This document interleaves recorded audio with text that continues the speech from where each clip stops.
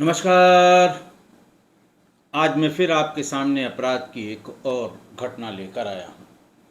आज के अपराध की घटना शुरू करने के पहले मैं किस्सा गोई परिवार के सभी सुधी श्रोताओं, सभी शुभ चिंतकों और सभी मददगार लोगों की को बधाई देना चाहता हूँ। उनका शुक्रिया अदा करना चाहता हूँ, क्योंकि 4 साल की इस लंबी यात्रा में जो पहली किताब हिंदी में लिखी गई थी, वर्चस्व, उसको 14 तारीख को देश का सर्वोच्च राजभाषा गौरव सम्मान प्राप्त हुआ। मैं आपके प्रतिनिधि के रूप में ये पुरस्कार लेने के लिए गांधीनगर में ये समारोह हुआ था। बड़ा विशाल समारोह हुआ था। उसकी वीडियोज़ और फ़ोटोज़ आप तक पहुंची होंगी। उसमें वर्चस्व को बहुत बड़ा सम्मान प्रदान किया गया और 10,000 लोगों के बीच में इस सम्मान को प्राप्त करना, वो भी देश के गृह मंत्री से प्राप्त करना, ये अपने आप में एक बड़ी बड़ी बात है। अपने आप में सम्मान की का जो बड़प्पन है, सम्मान की जो महानता है, उसको दर्शाता है। मैं प्रत्येक दिशा में जो इसका श्रेय है वो हमारे किस्सा गोई परिवार के सभी श्रोताओं को जाता है। जब मैंने ये शुरू किया था और श्री प्रकाश शुक्ला की जो इनिशियल भाग 6 से लेके 26 तक जो पूरी बात बताई थी कि एसटीएफ का गठन कैसे हुआ, किन परिस्थितियों में हुआ, कौन कौन लोग थे, क्या टारगेट दिए गए, कितने दिन में ये टारगेट पूरा हुआ, कैसे पूरा हुआ, टीम कैसे कैसे जूझते हुए और संघर्ष के साथ अपने मुकाम तक पहुंची, इसका पूरा वृत्तांत मैंने अलग अलग एपिसोड्स में बताया था। और इसी को मैंने बाद में आगे चल के कोरोना के समय में लिपिबद्ध किया, उसको एक किताब का आकार दिया। आप सभी जानते होंगे कि मैं न तो कभी साहित्यकार रहा हूँ, न लेखक रहा हूँ, और न साहित्य में बहुत ज़्यादा मेरी रुचि रही है। लेकिन फिर भी आप लोगों से इस तरह से बातचीत करते करते इस पूरी घटना को एक किताब की शक्ल में, एक पुस्तक की शक्ल में, एक बुक की शक्ल में ले आए और इसे आप लोगों ने बहुत सराहा। और जब आप लोगों ने सराहा तो देश के बहुत बड़े भाग में इसे पढ़ा गया और एक ही वर्ष में इसकी 6 संस्करण निकल गए। और जब परसों ये सम्मान मैं उस मंच पर ले रहा था, मुझे बार बार अपना किस्सा गोई परिवार ही याद आ रहा था। और इसी के बाद हिम्मत पड़ी, आपने इंग्लिश में जो हमारी 2 किताबें आईं, operation bazooka, page and the bullet, वो भी आपने सराही। और अगली हिंदी में जो किताब हम और लगभग उसका लेखन मैंने पूरा कर लिया है। थोड़ा उसका जो एडिटिंग का जो पार्ट है वो शायद 1 महीने उसमें लगे, क्योंकि हफ्ते में 1 या 2 दिन ही मैं इसको समय दे पाता हूँ। लेकिन 1 महीने बाद जब वो बनकर उसकी एडिटिंग हो जाएगी, उसमें त्रुटियाँ उसकी हम जो हमारी तरफ से दूर हो सकती हैं वो दूर हो जाएंगी, तब किसी प्रकाशक को हम इसे प्रकाशन के लिए देंगे और जल्दी ही ये पुस्तक भी आपके समक्ष आएगी। मुझे उम्मीद है कि ये पुस्तक भी आपको पसंद आएगी।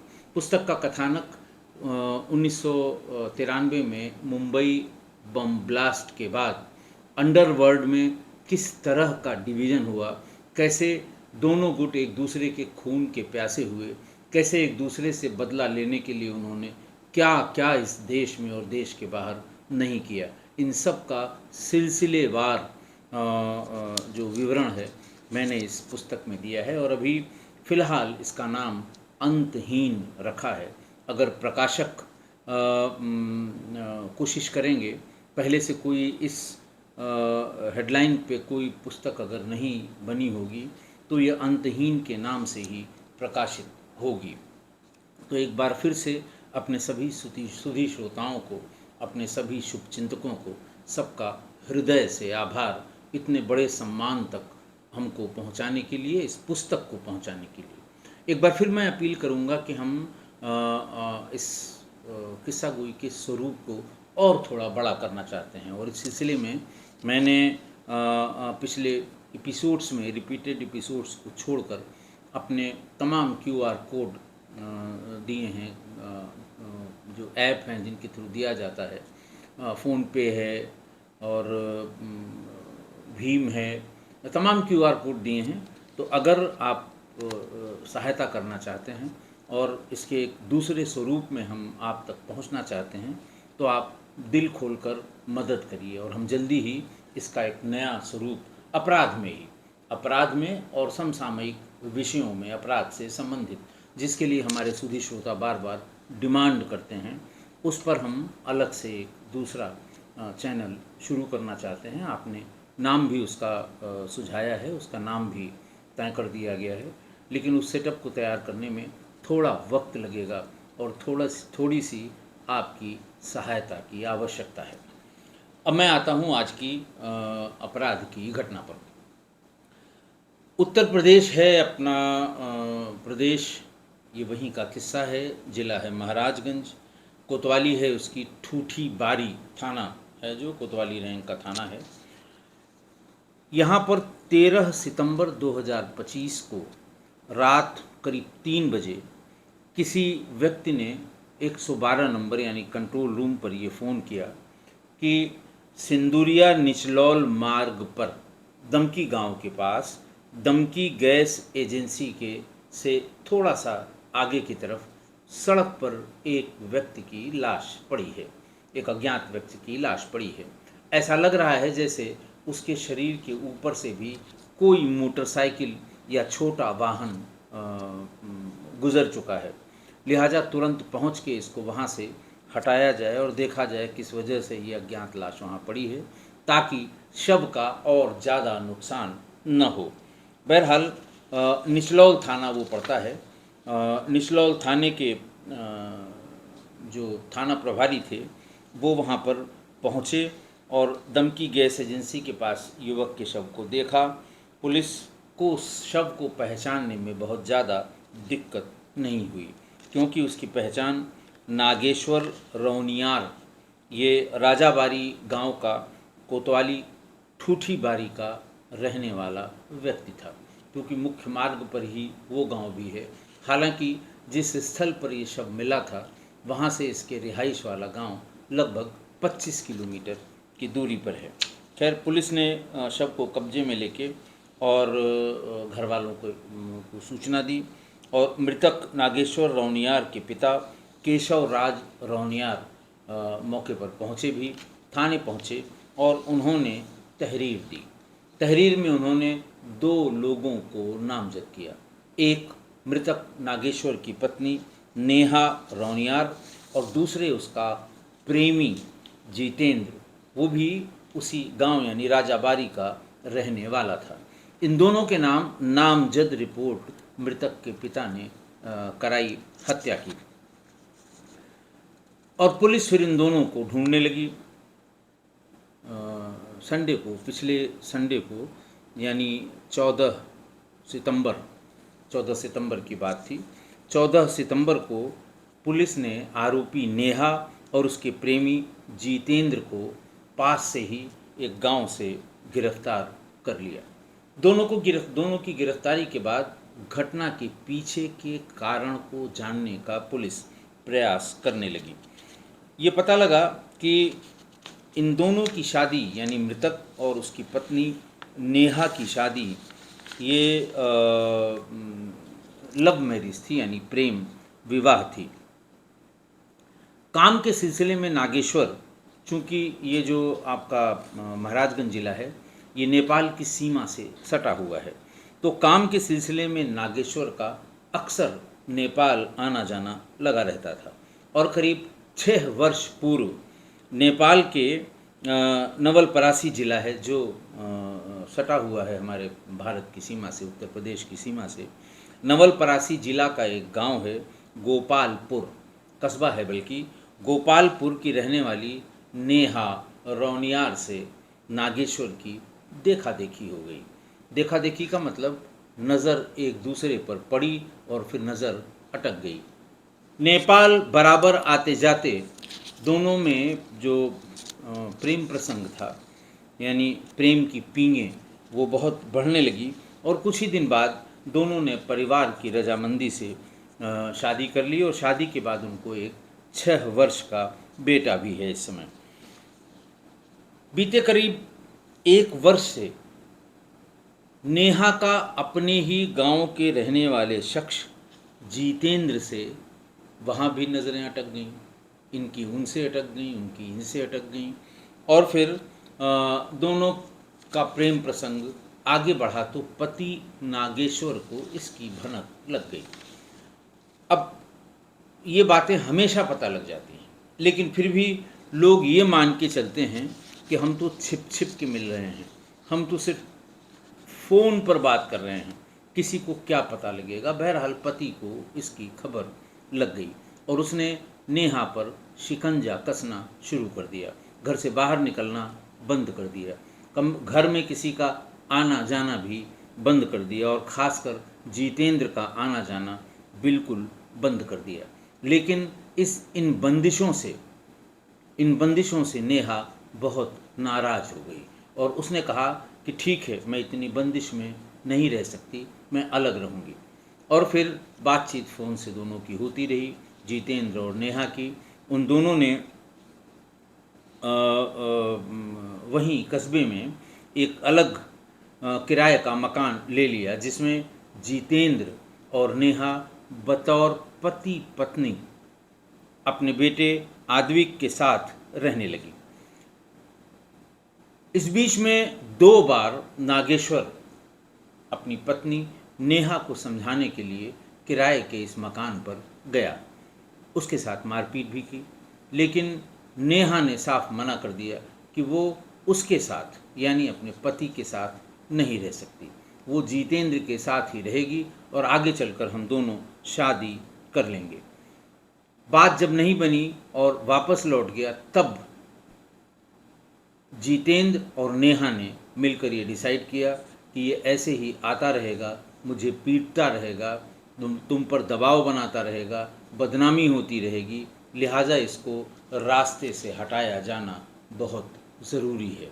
उन दोनों ने खूब अच्छी तरह से इसका प्लान कर लिया और घटना वाले दिन यानी 13 सितंबर को जब बात नहीं बनी तो 13 सितंबर को दिन में नागेश्वर को फ़ोन किया उसकी पत्नी नेहा ने कि ठीक बात है, तुम हर बार आके बदतमीजी कर जाते हो, लेकिन अब इसको फाइनली डिसाइड कर लेते हैं, तुम आज आ जाओ, बैठकर बात करते हैं कि तुम क्या चाहते हो, मैं क्या चाहती हूँ, और बीच का कोई रास्ता निकाल के अपना रास्ता या तो अलग कर लें या हम लोग साथ रहना शुरू करें।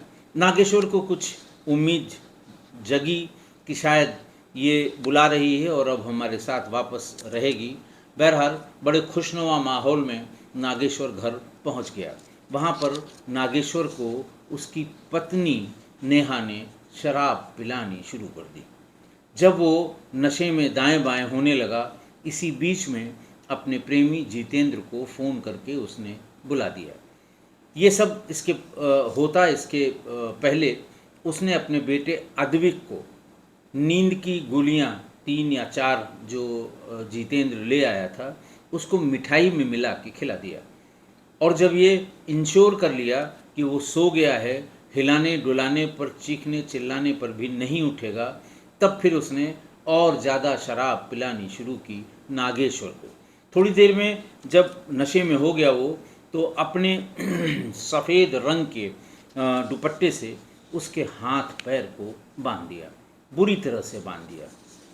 बांधने के बाद उसके सीने पर सवार होकर उसका गला दबाने लगी और एक बड़े डंडे से, बड़ी लाठी से जितेंद्र उसके सिर पर बार बार वार करने लगा। खून बहुत ढेर सारा लग गया और उसको लगा कि ये खून देखकर तो लोग सशंकित होंगे। उसे बाथरूम की तरफ, जहाँ वो छोटे सेटलमेंट में जो बाथरूम बनाया जाता है, उसमें उसको उसके खून को अच्छी तरह साफ़ किया, उसको शव को पूरी तरह से नहलाया, तौलिए से उसके शव को सुखाया, उसका नया कपड़ा उसको, यानी नया का मतलब ब्रांड न्यू नहीं, मतलब दूसरा कपड़ा जो वो साथ में ले आया था, वो कपड़ा पहनाया तब तक ब्लीडिंग भी रुक गई थी। काम ये करीब 10 साढ़े 10 बजे के आसपास किया गया था और 2 बजे जब ये लगा कि अब ब्लड शरीर से नहीं निकलेगा तो उसको मोटरसाइकिल पर बीच में बिठाकर पीछे नेहा ने उसे पकड़ रखा और आगे जितेंद्र मोटरसाइकिल को चलाता रहा। धीरे धीरे वहाँ से 25 किलोमीटर दूर ले जाकर निचलौल थाना क्षेत्र में निचलौल सिंदुरिया मार्ग पर दमकी गांव के पास सड़क पर ही उसे फेंक दिया। फेंकने के बाद पैरों की तरफ से अपनी मोटरसाइकिल इधर से उधर क्रॉस कराई और उसको ये रूप बीच सड़क पे फेंका। उसको ये रूप देने की कोशिश की कि इसकी एक्सीडेंट में मौत हुई है। प्राइमा फेसी पुलिस को भी ऐसे ही लगा कि शायद इसकी मृत्यु एक्सीडेंट में ही हुई हो, लेकिन पोस्टमार्टम रिपोर्ट से सब चीज़ें साफ हो गईं, क्लियर हो गईं और तब ये पूरी बात का पता लगा। बातचीत में एक बात और पता लगी कि जितेंद्र के दुकान पर, मोबाइल की उसकी दुकान थी, नागेश्वर उसकी दुकान पर काम करता था। गाहे बगाहे उसकी पत्नी भी दुकान पर उसे कभी खाना देने के लिए, कभी किसी दूसरे काम से आती थी और तभी जितेंद्र की निगाह उस पर पड़ गई। आप दोनों की फ़ोटो, बल्कि तीनों की फ़ोटो कम्युनिटी में देखिएगा, नेहा की भी, नागेश्वर की भी और जितेंद्र की भी। फिर आप उससे अंदाज़ लगाइए कि कौन किसकी तरफ कब, क्यों और कहाँ आकर्षित हुआ होगा, आकर्षित होने का कारण क्या होगा और क्या क्या विसंगतियां हैं इस तरह के देखने में, समझने में और पसंद करने में। आप खुद इसका अंदाज़ा लगाइएगा। खैर, ये आते जाते एक दूसरे को देखा। उसका नंबर वो चाहता था कि नागेश्वर उसको उसका नंबर दे दे अपनी पत्नी का, लेकिन किसी तरह से बहाना बनाकर जितेंद्र ने नागेश्वर की पत्नी नेहा का मोबाइल नंबर हासिल कर लिया। फिर नेहा से वो बराबर बात करता रहा और बात करते करते वही जो होता है, यानी जो होता है इस तरह से लगातार बात करने पर, वही हुआ। दोनों के बीच प्रेम प्रसंग बढ़ता चला गया और इतना बढ़ा कि उन दोनों ने शादी करने का भी निश्चय कर लिया कि हम दोनों अब शादी करेंगे, नेहा और जितेंद्र। और जब इसकी भनक, अब उसी दुकान पे वो काम कर रहा है, उसी दुकान का मालिक, उसकी पत्नी के साथ उसका प्रेम प्रसंग हो गया, तो बात करते, सुनते, हाव भाव, रिएक्शन, एक्शन, इन सब से उसे अंदाज लग गया कि जितेंद्र का कुछ न कुछ चक्कर उसकी पत्नी से है। इसलिए उसने पत्नी पर शिकंजा कसना शुरू किया। इस रुकावट से, शिकंजे से नाराज होकर उसने कस्बे की ही एक कमरे को किराए पर लेकर जितेंद्र के साथ और अपने बच्चे आद्विक के साथ उस किराए के मकान पर रहने लगी। इस बात से नागेश्वर और रुष्ट हुआ कि किसी दूसरे के साथ मेरी पत्नी मेरे बच्चे को लेकर रह रही है। और फिर बार बार जाता था, पिटाई करता था और घर चलने के लिए कहता था। फिर जितेंद्र वहाँ आ जाता था, जितेंद्र और नेहा मिलकर उसको भला बुरा कहते थे, वो चला जाता था। बहरहाल ये सिलसिला कई बार चला। तब इन लोगों ने मिलकर डिसाइड किया, जितेंद्र और नेहा ने, कि इसे रास्ते से हटाना बहुत ज़रूरी है। फिर जैसा मैंने बताया, शराब पिलाई, दुपट्टे से उसके हाथ पैर बांधे, उसके सीने पे सवार हुई, उसका गला दबाया और फिर जितेंद्र ने उसके सिर पर लाठियों से वार किया। शव को जब वो मर गया तो उसको खूब नहलाया धुलाया, ऐसा जो ब्लीडिंग हो रही थी वो बंद हुई। फिर उसे कपड़ा पहनाया, फिर उसको मोटरसाइकिल में बीच में बिठाया जैसे कि तबीयत खराब है, और मोटरसाइकिल लेकर बिंदास 25 किलोमीटर दूर जाकर मुख्य मार्ग पर उसके शव को गिराकर उसके ऊपर मोटरसाइकिल चढ़ा दी। खैर, ये तो इन दोनों लोगों की बात हुई। नेहा ने फिर तमाम आरोप लगाए अपने पति नागेश्वर पर कि वो क्यों उसका साथ छोड़कर दूसरे के साथ रहने को तैयार हुई। उसका कहना था कि वो खुद किसी लड़की के चक्कर में था, ध्यान नहीं देता था, पैसे नहीं देता था और कोई बात कहने पे गाली गलौज करता था। उसने एक आरोप और भी लगाया कि उसने ही मेरा नंबर जितेंद्र को दिया था कि मुझसे बात करे।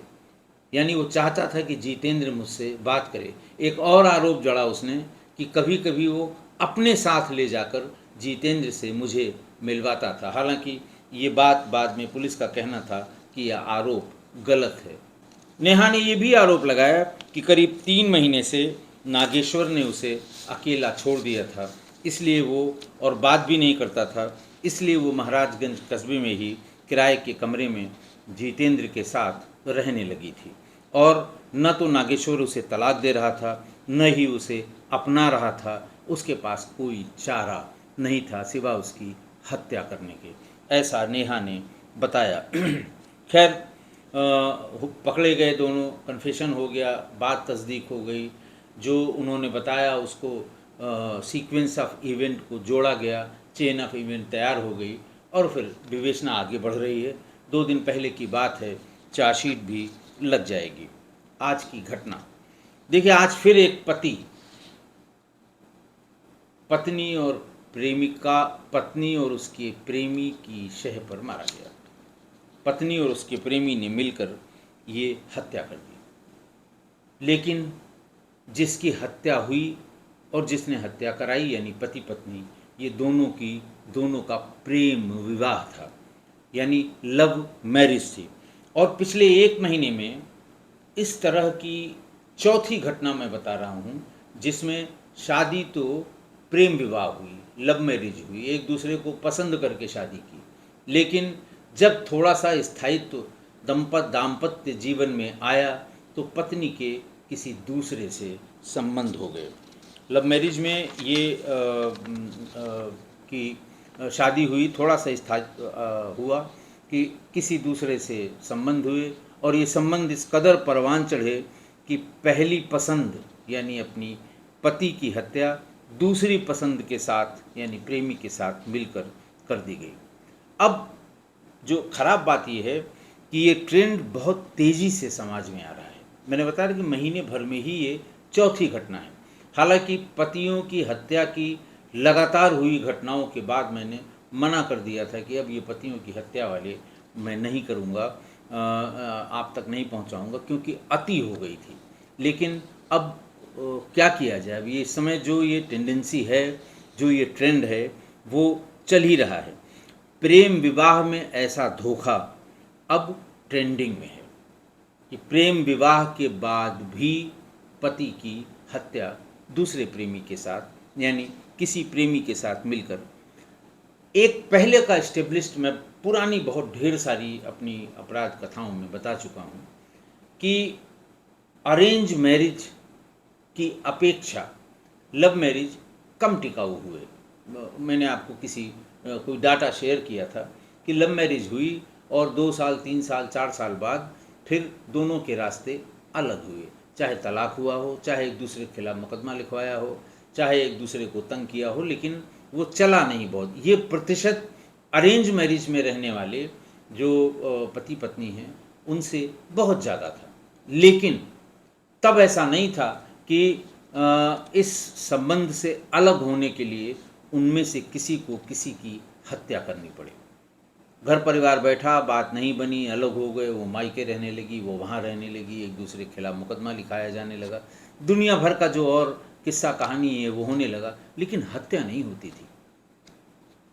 कि पत्नी से छुटकारा पाने के लिए पत्नी की हत्या, पति से छुटकारा पाने के लिए पति की हत्या, ऐसा लव मैरिज के बाद कभी नहीं होता था। बहुत ज़्यादा टिकाऊ नहीं होती थी ऐसी शादियाँ, लेकिन हत्या बिल्कुल नहीं होती थी। और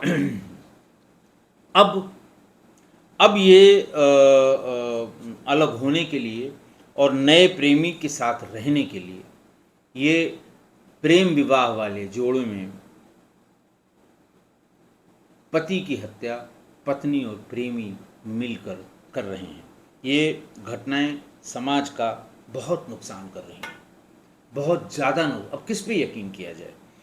इसलिए प्रेम विवाह करने के बाद आप निश्चिंत नहीं हो सकते हैं। प्रेम विवाह ये माना जाता है कि जब हम एक दूसरे की पसंद साल 6 महीने एक दूसरे को पसंद करने के बाद शादी कर रहे हैं तो न इसको हमसे कोई शिकायत होगी, न न मतलब लड़की को लड़के से होगी न लड़के को लड़की से होगी। और जब शिकायत नहीं होगी, एक दूसरे की पसंद से हम लोग अपनी गृहस्थी चला रहे हैं, तो फिर एक दूसरे पे डिस्ट्रस्ट का कोई मामला नहीं बनता है, डिस्ट्रस्ट का कोई सवाल नहीं उठता है, एक दूसरे के ऊपर शक व शुबहा का कोई सवाल नहीं उठता है। लेकिन अब ऐसा नहीं है। प्रेम विवाह यानी लव मैरिज के बाद अगर आप निश्चिंत होकर बैठे हैं कि वो ये सोचती है कि ये कहाँ भागेगा और ये सोचता है ये कहाँ भागेगी, क्योंकि हम लोगों की तो पसंद से शादी है, लव मैरिज है, यहीं आप धोखा खाएंगे। क्योंकि न मतलब आपको लगता है, पति को लगता है पत्नी कहीं नहीं भागेगी या कहीं नहीं जाएगी या किसी दूसरे से इंटेंगल नहीं होगी, और यही पत्नी अपने पति के बारे में सोचती है। लेकिन अब जो ये ट्रेंड चल रहा है, इस हिसाब से अगर आपकी लव मैरिज भी है तो सतर्कता बहुत ज़रूरी है। आप पूरी सतर्कता रखिए, क्योंकि अगर सावधानी हटी तो दुर्घटना घटी। आशा है आप मेरी इस बात से सहमत होंगे। आज के लिए इतना ही। बहुत बहुत धन्यवाद।